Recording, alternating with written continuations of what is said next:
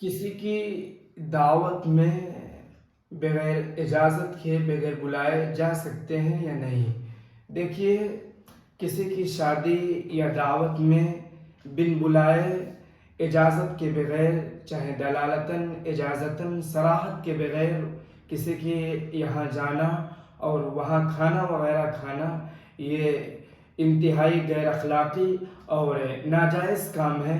नबी अकरम सल्लल्लाहु अलैहि वसल्लम ने ऐसे शख्स के बारे में सख्त मज़म्मत बयान की है, जो शख्स बिन बुलाए, बगैर दावत के किसी की शादी या दावत में जाए। नबी अकरम सल्लल्लाहु अलैहि वसल्लम ने ऐसे शख्स के बारे में सख्त मज़म्मत के अल्फाज कहे हैं। आपने फरमाया कि जिसको दावत दी गई, उसने दावत कबूल नहीं किया, तो उसने अल्लाह और उसके रसूल की नाफरमानी की।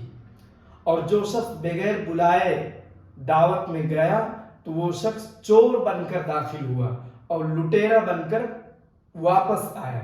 तो इस हदीस में दो चीज़ की तालीम दी गई है। एक ये कि अगर किसी को दावत दी जाए तो दावत को कबूल करना सुन्नत है, कबूल कर लेना चाहिए, मना नहीं करना चाहिए। अगर आप नहीं कबूल कर रहे हैं तो अल्लाह उसके रसूल की नाफरमानी कर रहे हैं। हाँ, अगर आप नहीं जा पा रहे हैं, हाजिर नहीं हो पा रहे हैं, तो अलग बात है।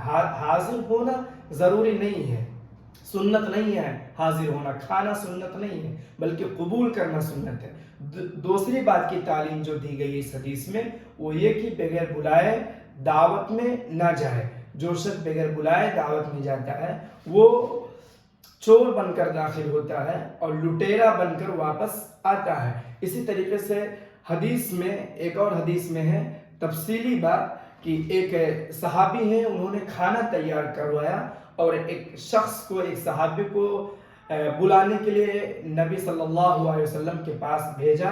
तो उसने आपको और उस वक्त जो आपके साथ थे उनको दावत दी और चले आए। जब नबी सल्लल्लाहु अलैहि वसल्लम दावत के लिए खाने के लिए चलने लगे, तो एक शख्स और आपके साथ हो लिए जो उस वक्त नहीं थे जब दावत दी गई थे।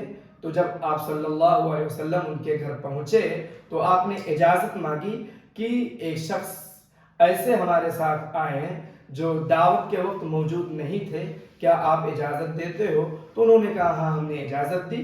चुनांचे उन्होंने इजाज़त दी, तब आप सल्लल्लाहु अलैहि वसल्लम उनको लेकर गए। लिहाजा बगैर इजाज़त के, बगैर बुलाए किसी के यहाँ शादी में जाना या दावत खाना, ये नाजायज़ है।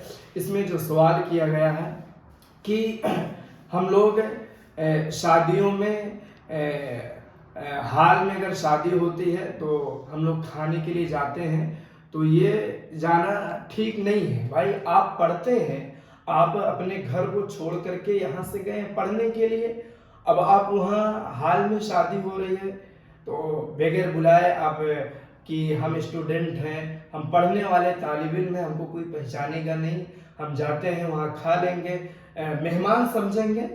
तो इस तरीके से, इस ख्याल से जाना ये नाजायज़ है। आप पढ़ रहे हैं और गलत काम करेंगे तो जाहिर सी बात है पढ़ाई में भी वो दिक्कत आएगी।